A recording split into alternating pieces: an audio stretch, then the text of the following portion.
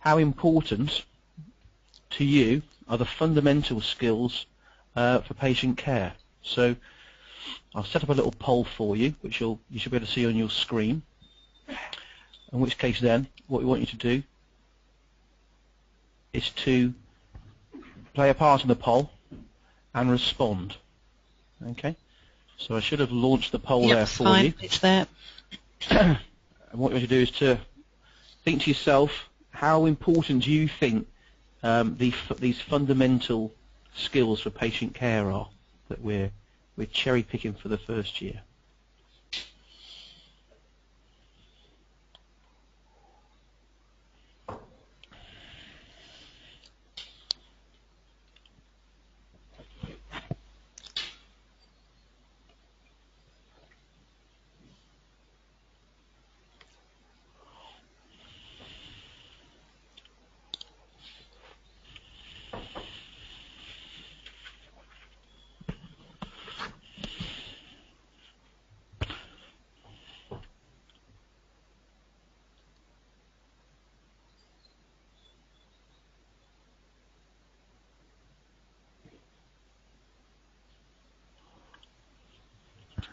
Okay, we're at 95%. People have voted, so a few more people need to press the little buttons there.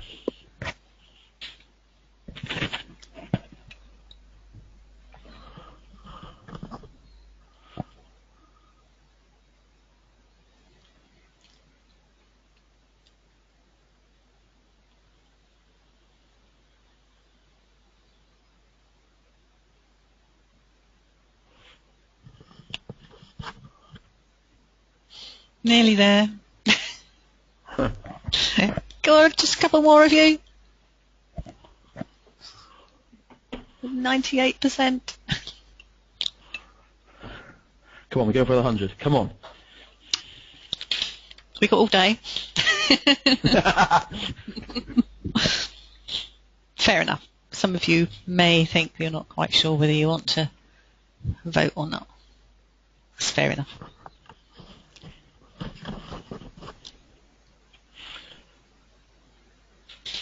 Right, the poll is now closed. And this is what you've said. So 36% of you think it's more important than academic study. 64% as important as academic study, and 0% less important than academic study. So again, if you wanted to make any comments about that, or to ask any questions about that, in a little while we'll stop and have a little chat about that. Okay, so thanks very much for taking part in that poll. The next thing was about being too posh to wash. So a big discussion and argument from about 10 years ago was the fact that we're training nurses of the future who are being very academic in their studies, but maybe don't like getting their hands very dirty and don't like getting involved with things like hygiene and personal care of the patient.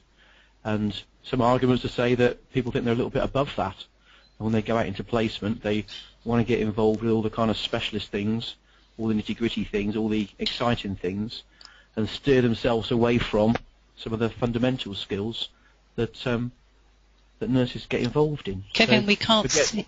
Kevin, we can't see your screen. We can't see the presentation.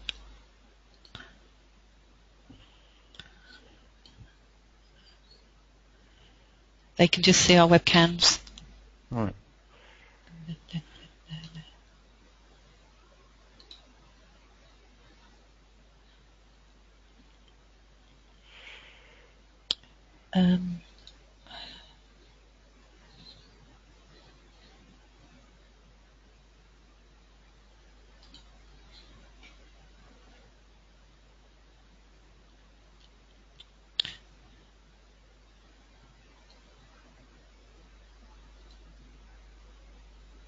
Still no luck.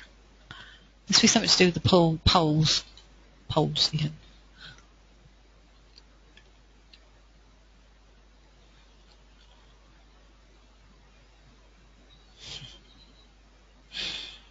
While Kevin's doing some battle with that, Somebody's just asked, is too posh to wash a piece of right-wing propaganda to spread at the NHS from privatisation? It could be a right-wing propaganda. What I'll do later is there is actually a published document about being too posh to wash, which we'll transfer onto Moodle. But there has been some research done about 5 years ago, and you're quite right, and it's an interesting piece of work where there are several people's viewpoints and comments on being too posh to wash. The being too posh to wash is aimed at student nurses, and because students are studying at degree level, they are saying washing patients is not my job, and there is some evidence to support that. But it could be a propaganda to discredit the NHS regarding ready privatisation. But it is actually aimed at students, and it's been comments have come up about that. But as I said, I'll stick the document on the web. There's some really Kevin's still battling with his presentation, so I'll just carry on. Somebody said they looked at, they said it was a vital part of nursing care, and people lost in their face. And it's good to see that some of you are commenting on, yeah, Daily Mail, it is in the papers, it is spread out. And Camilla Cavendish, who writes for the Times, has led a huge debate on poor standards of nursing care in hospitals and wants to revolutionise nurse education. And she certainly then was commissioned to look at what healthcare support workers do, what they're trained to do. But certainly it is levelled very much at student nurses. It's really good to see some of the things why you're thinking it's important to wash. Yeah, some of the comments coming out, it's a privilege to be part of personal hygiene. It's an honour. It's important because you can do other assessments. Yes, you can. Thank you very much. Excellent. Yep, you get information about the patient's condition when carrying out personal care. Yeah, we're still on the webcams, we know. Kevin, how are you doing? I think I'm back on. I've just asked a question there. People can actually see it. Right, so, I can't see it, but that's fine. That's weird. It's weird I can't see it. No, people can't see it. Some can. No. No, people can only see webcams. I don't know what you did there, but you're in. Right, we're back on, folks, so we'll let Kevin carry on. Yeah, we're in. Away you go. Oh, great. Okay. Some interesting comments coming up about being too posh to wash. We don't want you to be too posh to wash. We don't want people to say that about you. You are the future, and we don't want people to think that student nurses do not give personal care. But we're going to go into it a bit more detail now. Kevin. I think it was something to do with the polls there, the poll button. Yeah, I think it was the poll. There we go. Right. Yeah, right, we're back on. People might be familiar with Maslow's hierarchy of needs. I think at the very bottom here now, someone's put Wi-Fi on there as well now to make sure that's obviously something that people have to satisfy themselves with. But again, looking at the fundamental role of a nurse, and look at the basic essential nursing care that's important for people, it's incorporated within Maslow's hierarchy there. That people need to make sure that psychologically and physically they're feeling comfortable with their basic hygiene in order to start progression up towards self-actualization.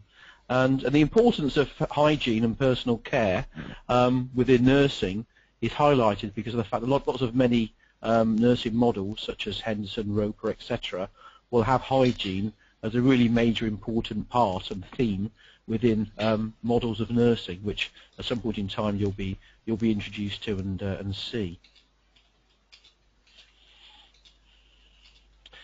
Florence Nightingale, even in the 1800s, was stating that leaving a patient unwashed was almost as damaging as administering a slow dose of poison by mouth.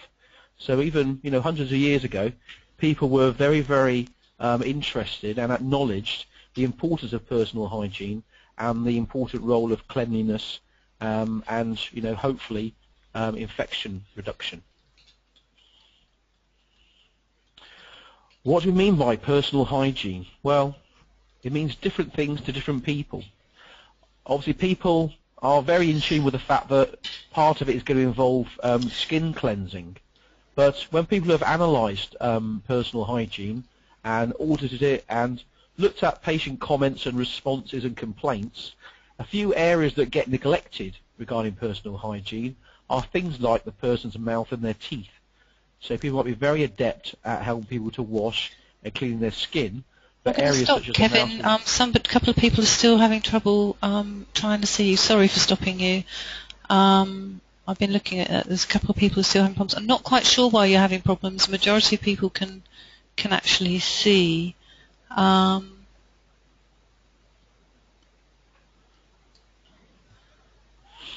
yeah, some people say they can Ruth see in it. particular, who's having problems. Ruth, I mean, one of the drastic things you can try and do is to come out and come back and to log off and log back in again, which is a pain because we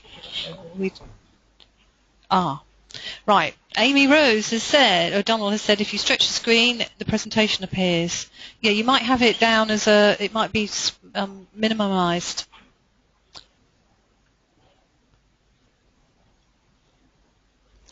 Any luck, She's Ruth? made it big. Yeah. She's made it big. So I'm hoping we can carry on. Yeah. Oh no, she's having problems. Okay, Ruth, do you want to come out altogether and come back in again?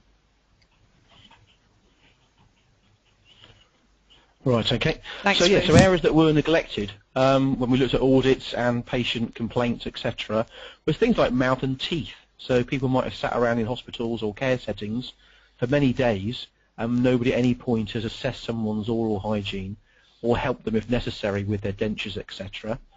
Other things could be things like hair. So again, you might be in areas where people are bedbound and can't go out to the washrooms, etc., and they might be stuck in bed for periods of time, or they've got mobility problems, which means that unless somebody gets involved and makes good assessments, people might be spending lots of time in hospital settings, without their hair being washed, which then might be quite an important part of their life.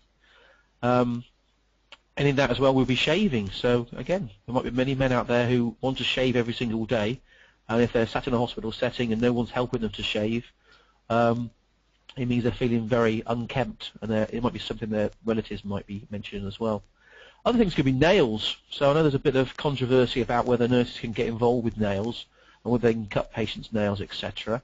But again, people have different issues with their nails and infections with their nails, etc. But maybe it's an area we can get a bit more onus on and play a bit more part in. Eyes. So again, in certain places, patients with certain conditions, they might have very dry eyes or infections in the eyes, and are people really assessing those very well, as well as ears and as well as the nose. So people with looking at personal hygiene generally think about skin, but there's many facets to it that you're going to be getting involved in. Okay, so I want you to think for a moment and make any comments that you want to make about, from your point of view, what is the purpose of personal hygiene, and also why is it important for us to make an assessment of the patient. When patients come into our care, why is it important to make an assessment about their hygiene requirements? And also, what are the benefits of maintaining personal hygiene? What's the benefit to the person, the individual, and maybe for us as well? So I'll give you a moment just to think about that, and again, make any comments if you feel the need to.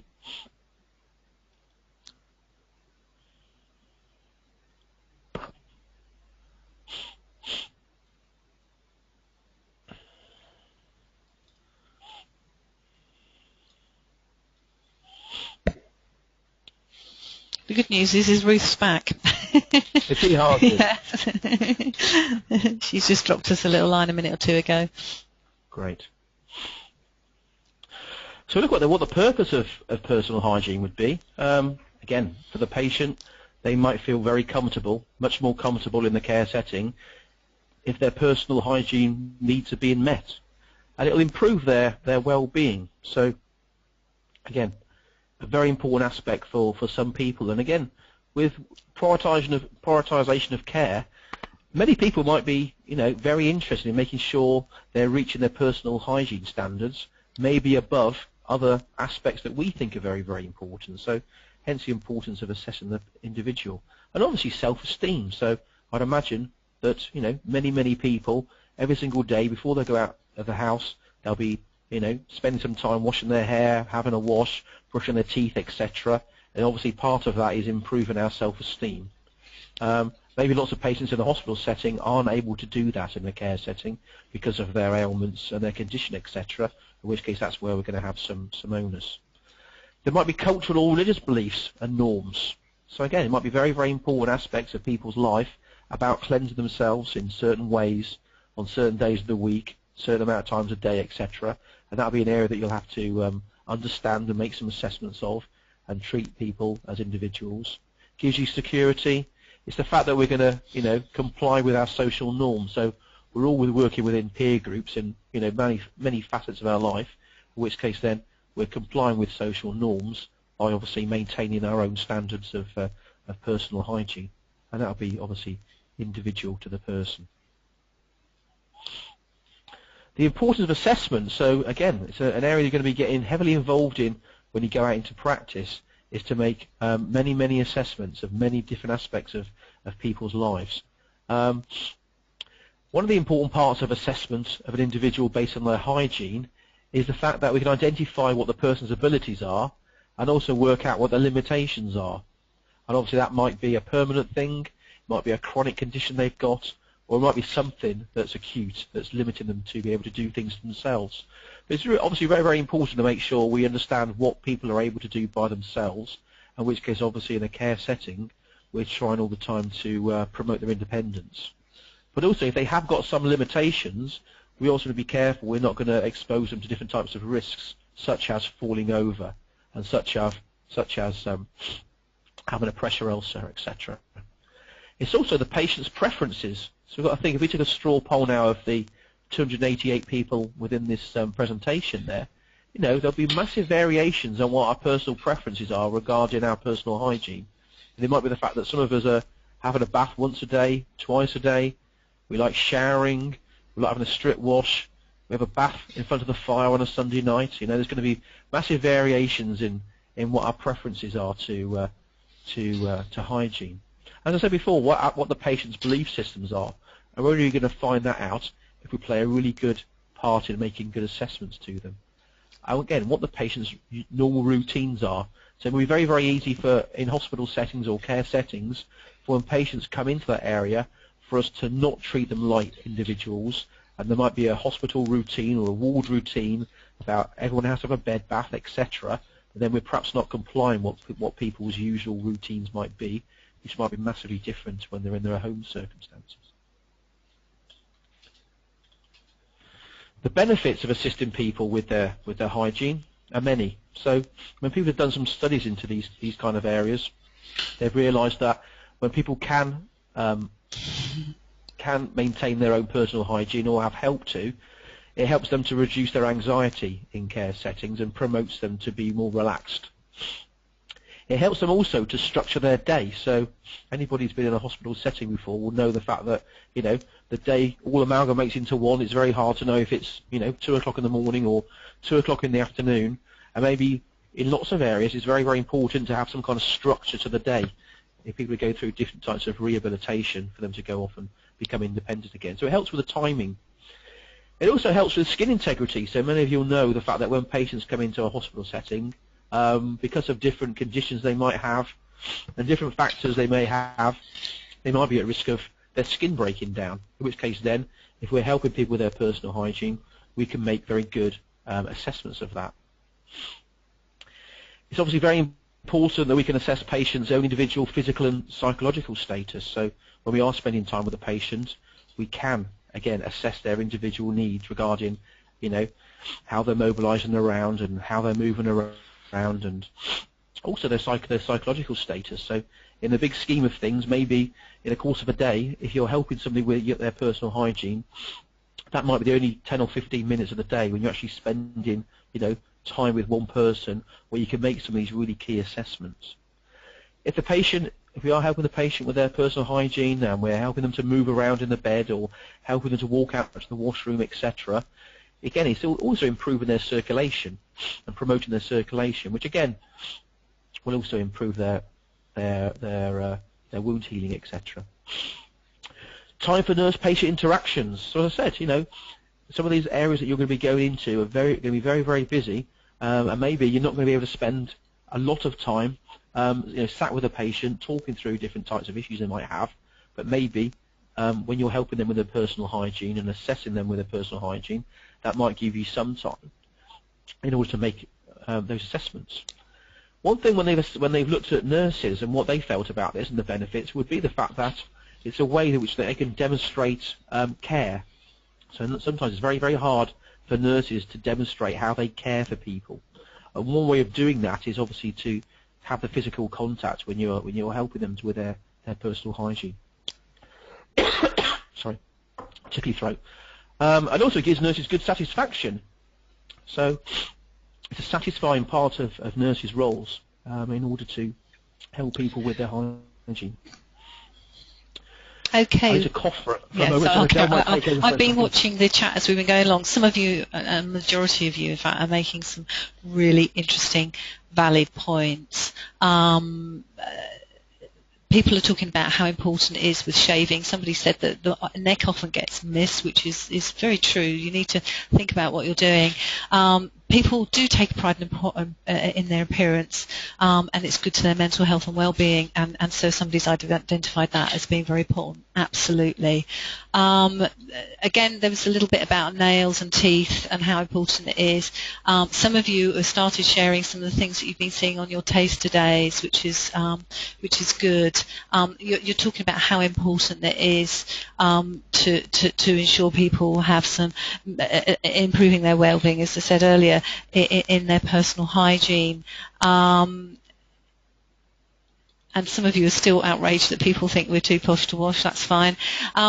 There's a couple of things I wanted to put in. People have also identified what Kevin has just said before he said it, that you can do the other assessments, you can look at the skin integrity, you can talk to the patients and gain a lot of information and knowledge from them to help you build the picture for your assessment when you're doing personal hygiene, and you can get to know them and improve your therapeutic relationship with them as well, and to treat people as normal as they can. I wanted to go on to something somebody said that was really was quite interesting that they saw on their taster day. Where am I?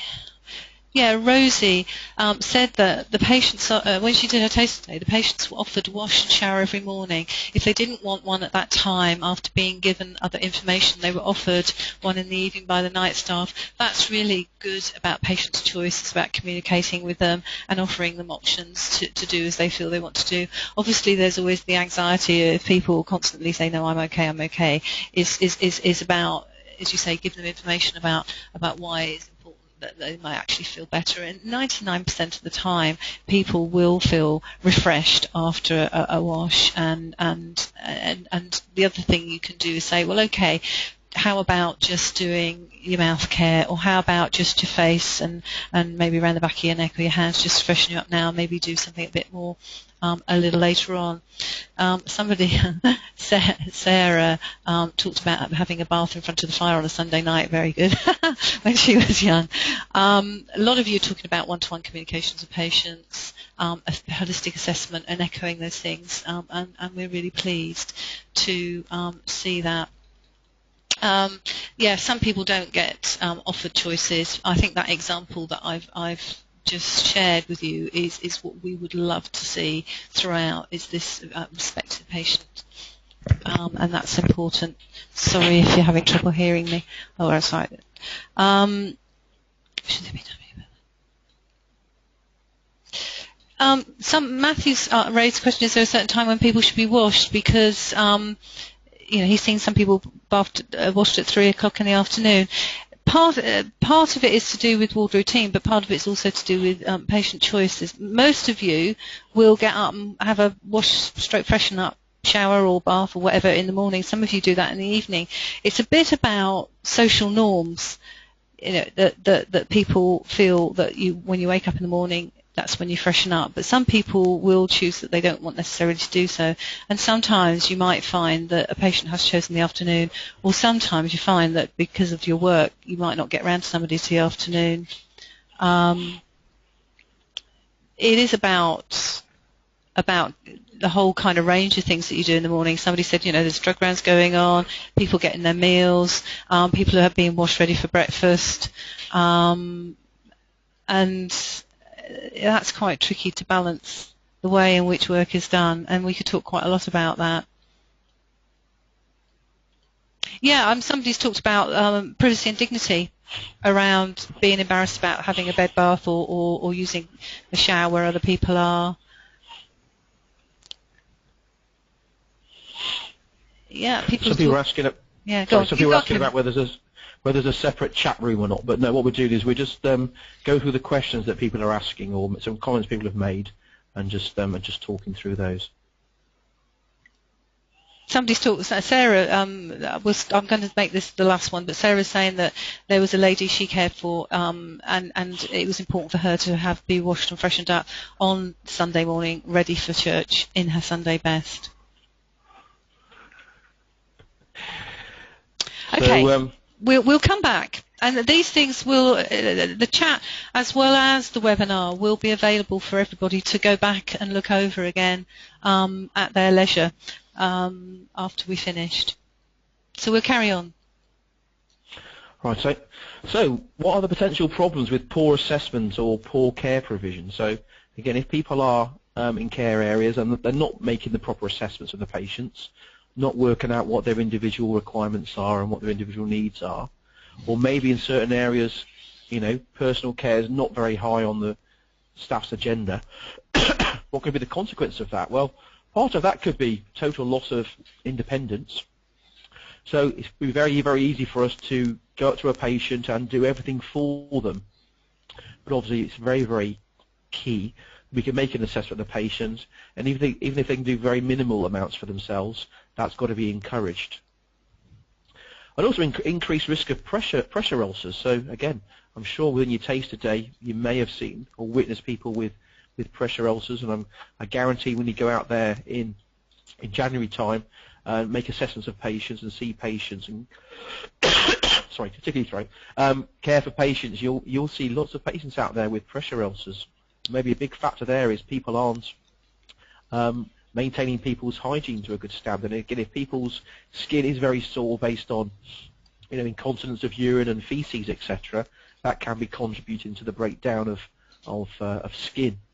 And then again, a few people have mentioned that within the comments page there. Again, is about the increased rate of infection, a risk of infection for people who aren't maintaining a good level of hygiene, and also antisocial odours. So again, it's quite a complicated, tricky situation to be in if you're trying to encourage people to maintain a good standard of personal hygiene. Infestation. So again, unfortunately, in some places where you go to work, people will have infestations of nits and body lice, etc. And again, there'll be special precautions there about maybe how you care for those patients to make sure those infestations aren't being spread around. Somebody also says you need Tixie licks, Kevin.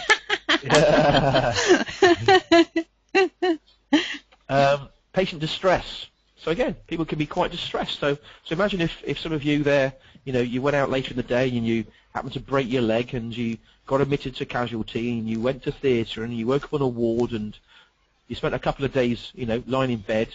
You might get quite distressed at the fact that, people aren't maintaining your hygiene to the standards that you normally would do, and no one's come along and washed your hair or straightened your hair or helped you with a shave, etc., or cut your fingernails or clean your fingernails. And to some people that would be quite distressing in their life.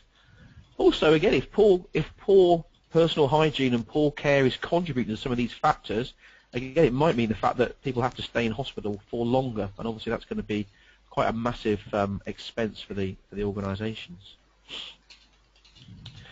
Again, when you are going to be helping people to maintain their personal hygiene, there's a few considerations that you might want to think about, and part of that is going to be the prevention of cross-infection. So it's something which, again, hopefully is a very common thread through the whole of the first year, is the fact that we're going to be very interested in you, and your mentors are, about washing your hands during those 5 moments.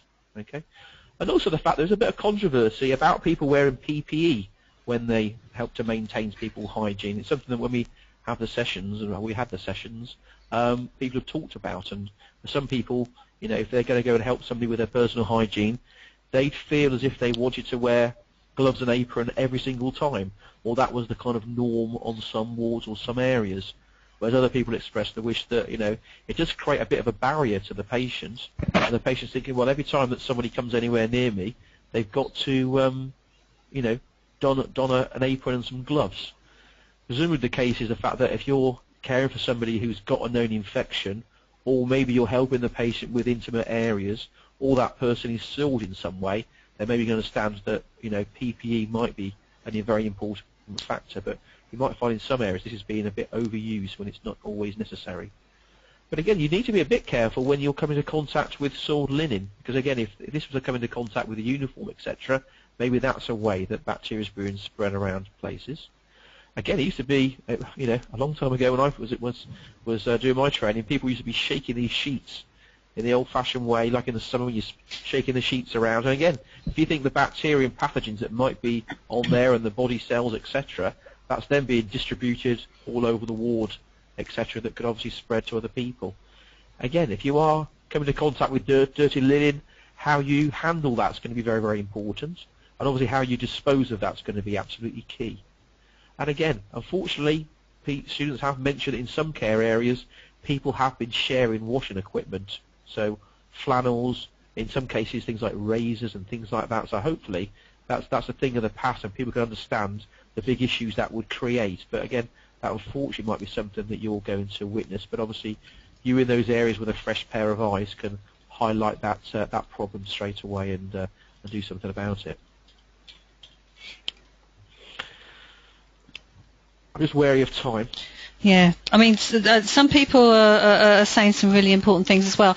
Somebody has highlighted, and I know we touched on it briefly, about what if people don't want to wash, and no matter how much you try to persuade them, how do you tackle that? Well, you kind of have to tackle it and assess people about those kind of things and identify that maybe coming back later might be useful, having another go again, but essentially at the end of the day you may have to document that despite persuasion and discussion that people have refused, at the end of the day we can't assault them by forcing to have a wash. It's hard, and it's just for us.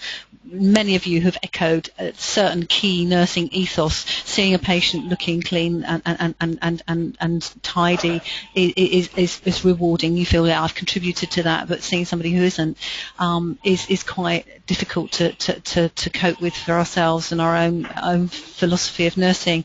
Quite a few people picked up on hair, Kevin, and said that they've seen people with hair all over the place, and it only takes a minute. Somebody related when they were having a baby in hospital that to have a bit of assistance to having hair brushed would have made a lot of difference. When you come into the skills lab to do personal hygiene stuff with us, we'll talk about different products you can use to wash to clean hair and things that can be used in hospital environment. I mean, people are making some brilliant suggestions about, perhaps if you're taking somebody to the toilet to have a wash, toilet to go to the toilet, you could offer them a wash related to that, which might actually help encourage them to do that. I'm sorry, people are having trouble hearing me as well.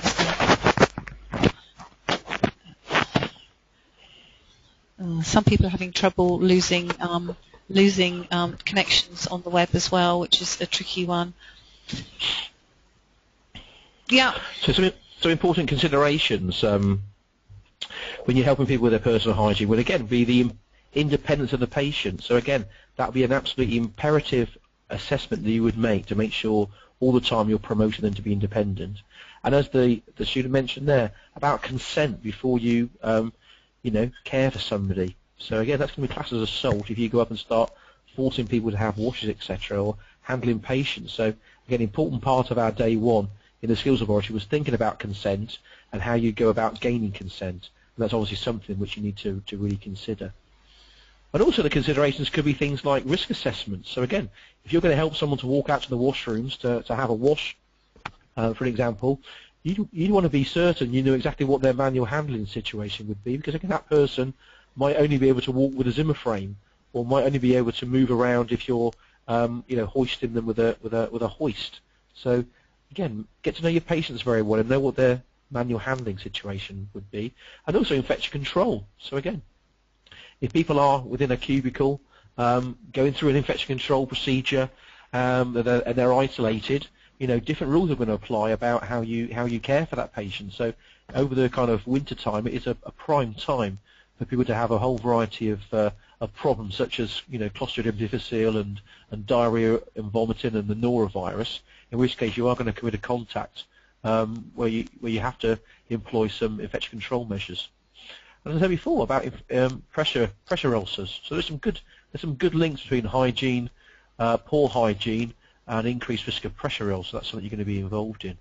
Again, you can imagine in care settings, anywhere you're going to go, people could lose their privacy and dignity very, very quickly if they're trying to maintain their hygiene, or you're helping them to maintain their hygiene behind some curtains that someone could easily open up at the most unopportune moment.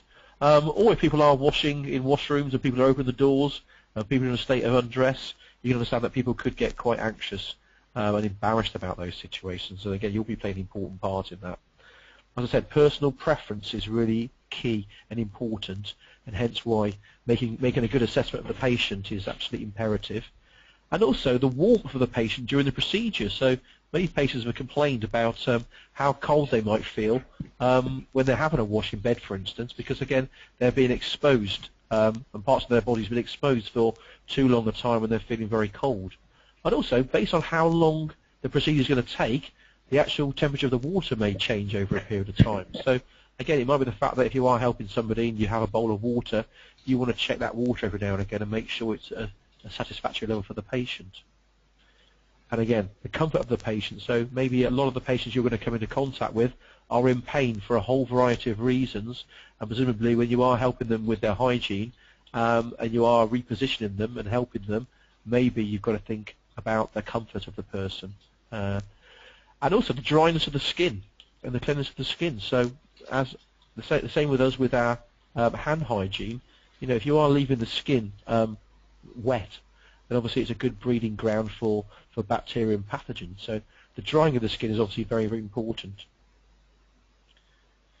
So a few issues for the students. So again, I understand that probably many of you have been in this situation before, and before you came into the program, you'd worked as a healthcare assistant, or you'd worked in healthcare in some way.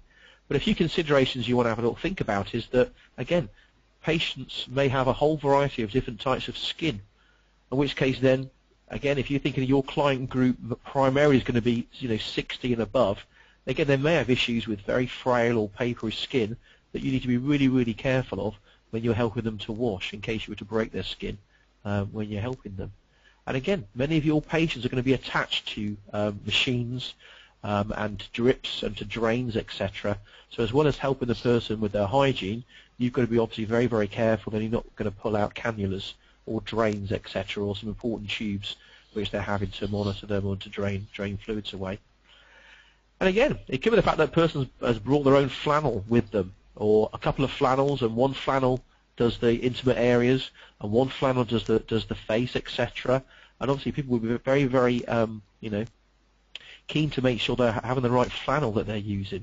But also, some of these flannels will be in a terrible state. They might have had them for a very, very long time, and you've got to make a bit of a judgment call then, based on whether you think that's a suitable thing to do, or is going to exacerbate the problem.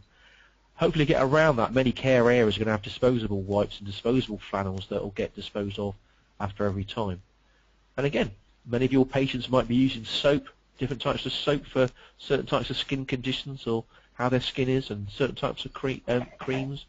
And again, people are going to have a whole range of skin folds and crevices on the body, which you'll have to help them with in different types of ways. We talked about the drying part earlier on, and again, maybe there's a lot of evidence to show that rather than rubbing the skin, which could again cause some problems with people if they've got delicate skin, maybe patting the skin might be more of a suitable thing to do, because the drying part's really important. And I said before, minimal exposure of the body, because people might be, one, very embarrassed about being in that situation with somebody else helping them with their hygiene, and two, might obviously get very, very cold if they're in that situation.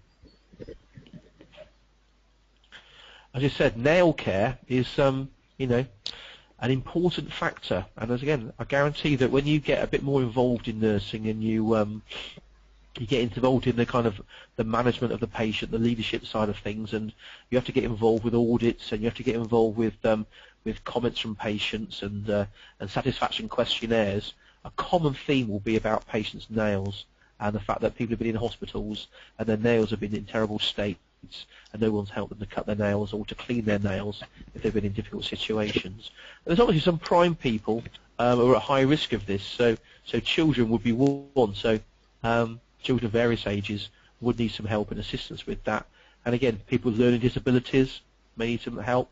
And again, people who are visually impaired, they may not be able to see very much. And obviously, trimming nails is quite a delicate little procedure. Maybe a lot of your patients are going to have manual dexterity problems if they've got arthritis and other types of problems. And the older person, I'm not sure what you define old as, may be different, but as I said before, your client group's primarily going to be 60 or above, so maybe they've got a whole range of other types of issues in their life why they're not able to maintain their nails by themselves, and they're relying on us to make some good assessments and help them in different ways. A lot of people are asking, are we allowed to cut nails or not? That doesn't just mean as students. They're saying some of them in placement areas, or obviously some people who have been working in previous healthcare have been told that they don't touch patients' nails. A lot of people are asking that question, Kevin. Yeah. So again, anybody who knows me will know that I won't give a yes or no answer to anything like that. because of this next point. Because again, if the patient has got diabetes, or they have got peripheral neuropathy, where they've got numbness to their extremities, such as their feet or their hands, or they've got vascular disease, so a poor blood supply to the extremities, people need to be, one, very careful, or two, actually avoid doing that yourself, because they would probably need some specialist people to help them. The get-out clause would be that it may be something that's based on the trust. I'm aware of different trusts in the southwest who would actually make it as part of a policy that people weren't allowed to cut people's nails. Maybe because in those environments and those ward areas, etc., a lot of those patients had some of these issues, such as diabetes, whereby if you did cut the nail abnormally, you could obviously create some issues like this bottom picture here. And if the patient hasn't got numbness within their toes, etc., they won't necessarily feel the fact that some massive damage is being done. So part of this is going to be, you having a look at your local policies where you go out into placement and chatting with your mentor about that and working out if that's something that you can get involved in. If you can't actually get involved with the cutting of nails, the important part of the process would be for you to make an assessment. And again, these two pictures on the screen are a bit extreme, but again, hopefully, if you made an assessment of somebody and witnessed these types of issues, then if you weren't actually going to do that yourself, you'd know that you could refer the patient to a podiatrist, etc., in order to seek some help and support with that. We've had a flurry. We've had a big flurry of questions flowing in. Some people are asking about, will you all be able to see everybody's comments? I know it's not like a live Twitter chat that you can get everybody commenting a question. This technology doesn't support it, but all of the questions you have raised, and they're all really very interesting, valid. And while we're giving a little summary as we go along, we will be able to publish these, so they will be put on Moodle, so that you will be able to see the sort of comments that people are coming up with. And we are trying to summarise things as we go along, but we have the tight time frame.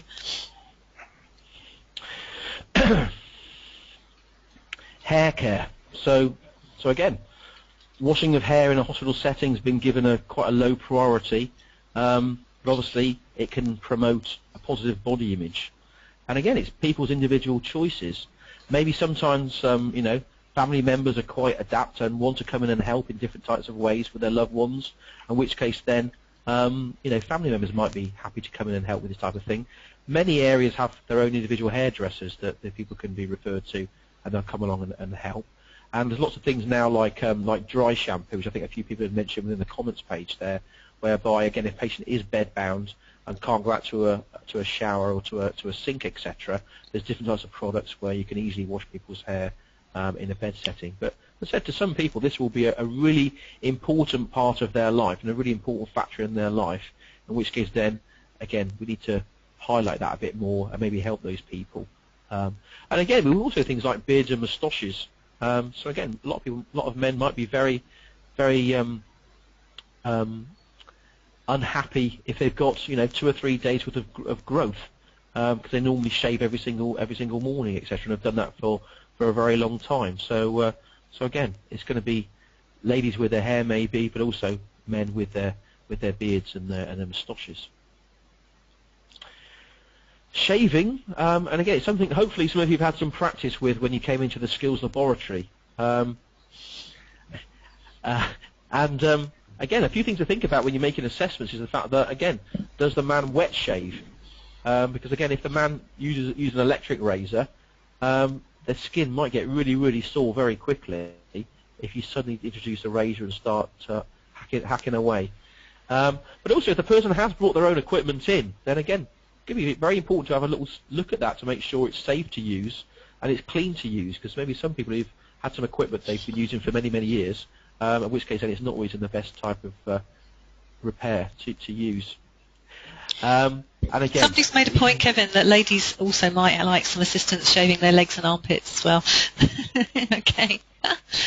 There's some really good things about shaving here, and obviously it echoes what you say. Some gentlemen don't want to have their beards or moustaches touched, but a lot of people saying that those people who've actually engaged in helping people with shaving or even hair washing have found it incredibly rewarding about the difference it's made to the individual. That's right, yeah. And again, I've been in circumstances before where somebody has come into hospital or been in hospital with a beard, and then someone's took it on themselves to shave the beard off.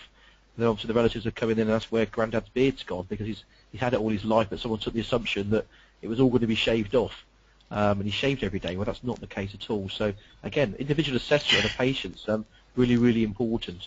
And it goes without saying that people shouldn't be sharing any equipment. So again, if you come into contact with razors, one, it's obviously single use only. You're not sharing things around. And also think about the kind of the hazards of cutting yourself on some of these sharp razors. So how you handle them and how you use them and how you dispose of those will be really important. Somebody's also said that ladies might need to have their whiskers shaved, not just their legs and underarms. And you're quite right. My first placement, a lady had been there for 3 months and she was being discharged into a nursing home, and she had some whiskers, and she asked me to shave her the day that she was going so that she would look quite smart. And I thought afterwards, crikey, she's been here all this time and she's never asked anybody, or we've never even thought that she might like to have a shave. And she's 3 months. I wasn't a 3-month placement, but to me, I mean, that's quite some time ago, but you're absolutely right about that. Yeah, and it does boil down to having great communication with patients and colleagues. Yeah, absolutely. There's a comment here from Jake Tyler saying about how awful hospital razors are, and he's got an advert that Gillette is the best a man can get. So yes, it may be the fact that if the person hasn't got their own razor in the hospital, maybe that's something you could ask the patient's relatives or friends to bring in for them, because the ones in hospitals are never going to be very sharp. So again, oral hygiene and oral health is another really important aspect of hygiene, but an area in the past that's been neglected. And again, people have made complaints, and through audits, etc. It's an area where nurses can make some massive improvements in.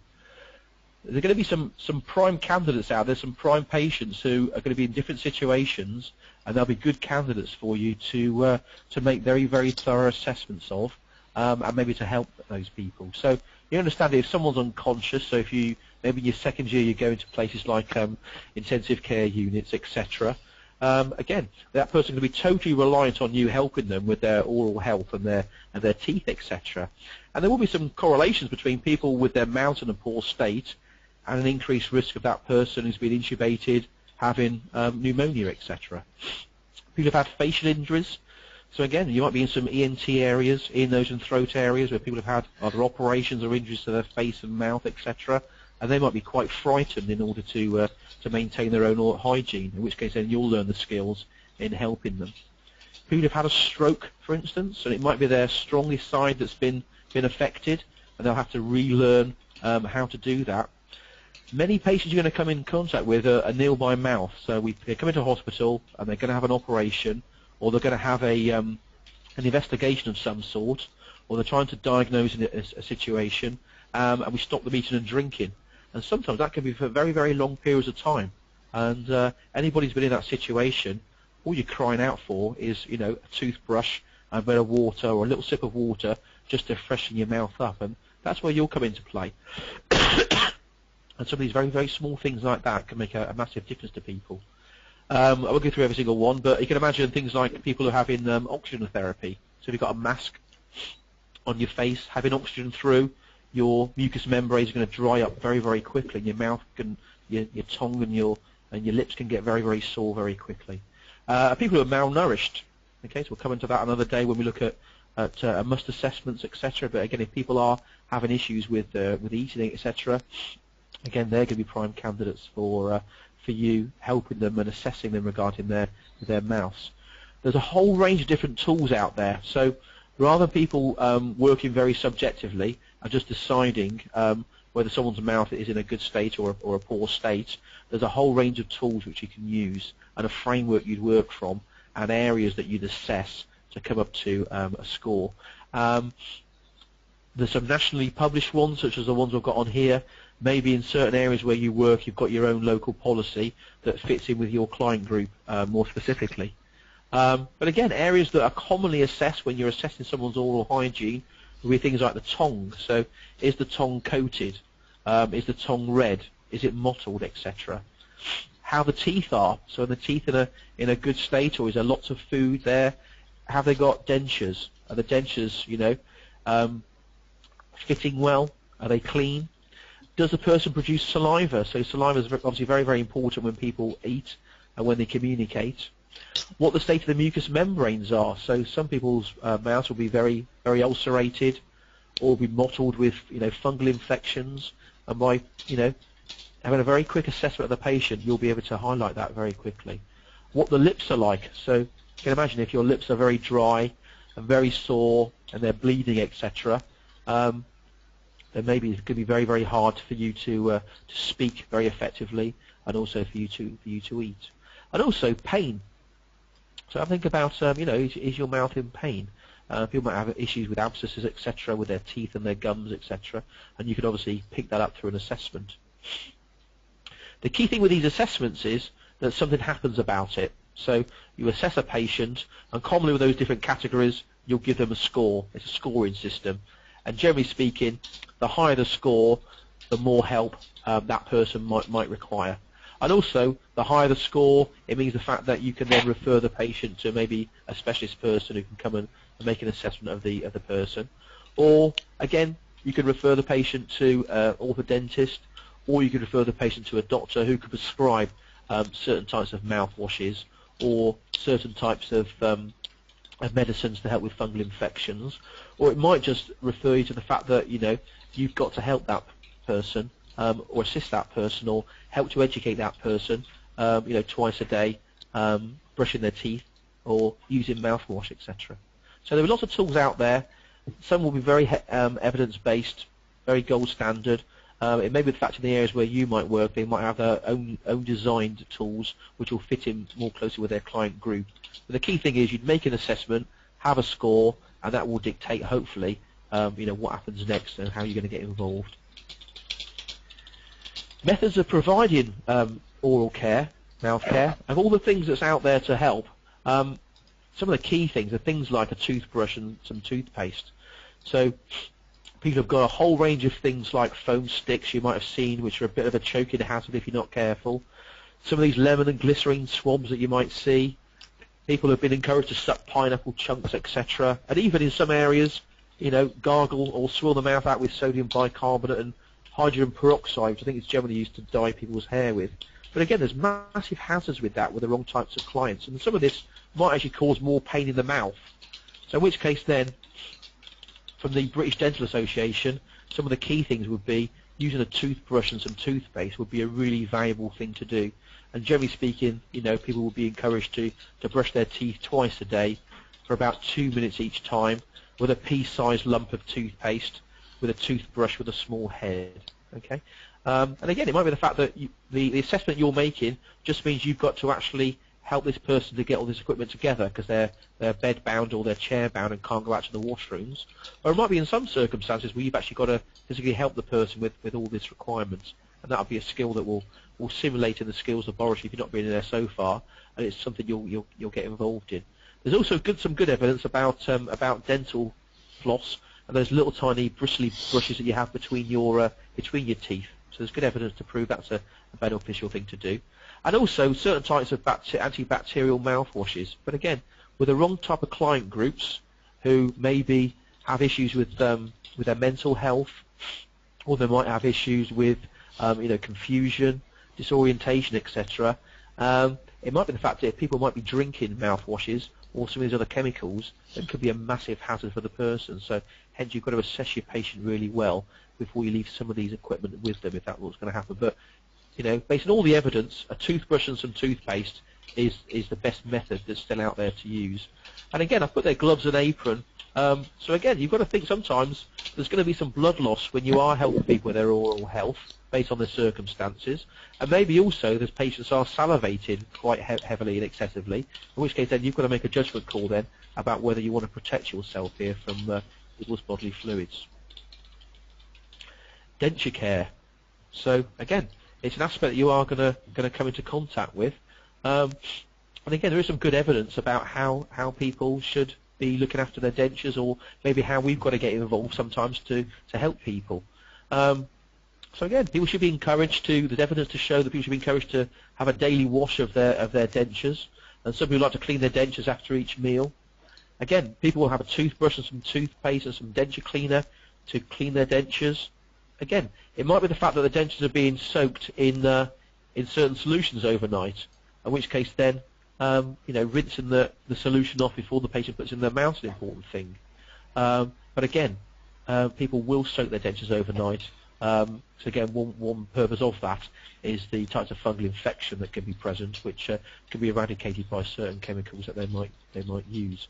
So again, if you're not careful, what sometimes people are doing is you're taking these false teeth out and they're wrapping them in a bit of tissue and putting under their pillow or hiding around the back of the locker, etc. And these kind of things can get lost pretty quickly and pretty easily through things like bed making, etc. So you've got to be really, really careful when you start throwing linen out, etc. That you're not actually throwing dentures out or breaking them in some way, because it can be a massive hazard. And also, you've got to think for some period of time then, this person's not going to be able to eat very effectively or speak very effectively because their dentures have been damaged or disposed of by mistake. A few people have... That's okay. I was saying people talk quite a few things about teeth, and you're right. And we talk about pineapple juice, and we're also talking about how dentures get dry and stuck to people's mouths. And I want to echo Kevin's point about dentures if they get lost and they claim against the hospital, which is the right thing for them to do. It takes forever to have them newly fitted. And I remember a chap who was well enough to go to his wife's funeral, but we had lost his dentures 2 days before it, and it caused him a lot of distress and angst that he couldn't go in his dentures. So please be careful with people's dentures. They are expensive. Lots of people talk about different things they're using for mouth care, oral sponges and things like that. We'll talk a little bit more in skills about that, and also I'm aware it's 11:30 as well, and Kevin is almost at the end. What I've done is I've also tweeted to Punk. We can carry on these discussions throughout the day, so please, after we finish, we have an hour before we start the next one. If there are other points you want to make, Kevin and I will both dip into Twitter and answer your questions. So a few people have mentioned about different activities that they can incorporate into the hygiene when they get involved in that, and some of those things this like observations of the patient. So even something as simple as how much pain somebody's got. So you're not necessarily going to assess people's pain when they're lying at rest. You want to be assessing people's pain when they're actually moving in different ways. In which case, then, if they are moving around when they're maintaining their hygiene, or you're helping them to, something as simple as a pain assessment would be a good time to do that. Again, have a think about their interpersonal communication.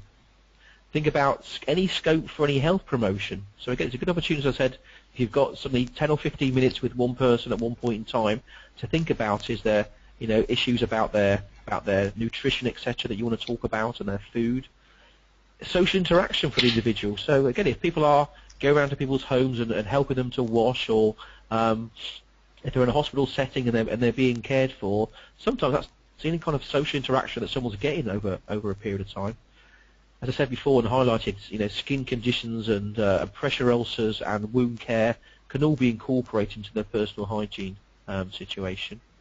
And again, you can make a good assessment if someone's malnourished, or whether they're dehydrated, by again having an assessment of their skin, having an assessment of their mouth, etc. This can help you with a big overall view of their nutritional state, and also their psychological state. So it might be the fact that, again, as an example, you could be on a ward area and you're talking to people and saying hello to people in a very superficial way, but it's not until you actually sit down with somebody or help them for 10 or 15 minutes with their hygiene that you're realising actually they're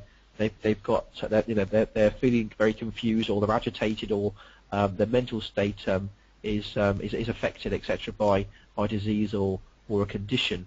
In which case, then you can pick that up pretty quickly. And also the physical state of somebody, what their abilities are. So the patients you're going to be coming into contact with, you've made an assessment, you know what their abilities are, and you can assess then to see if they're progressing the right way and they're going through the right rehabilitation process, and whether then you can collaborate with a physiotherapist and occupational therapists and give updates then about how much this person has done when they've helped to maintain their own hygiene, etc. Will be a big part of the jigsaw when you're making good assessments of people. As a little summary, I'm just wary of the time. Again, personal hygiene, it's a fundamental role of the nurse. So again, there's been lots of arguments about, as we said earlier on, about being too posh to wash, etc. But it's a fundamental, essential role of a nurse. And again, the word essential is now taken over the word basic, which used to be the term that was used. But it's not basic anyway, because obviously, as you've seen, there's lots of skills involved in that. The key thing for yourselves there, and hopefully you're going to see that on a big scale, is the fact that it's really important to assess the patient and treat the patient as an individual. Okay, everybody has their own ways of doing things and their own ways in which they maintain their hygiene, which might be massively different from your own. But obviously, we need to treat them as individuals.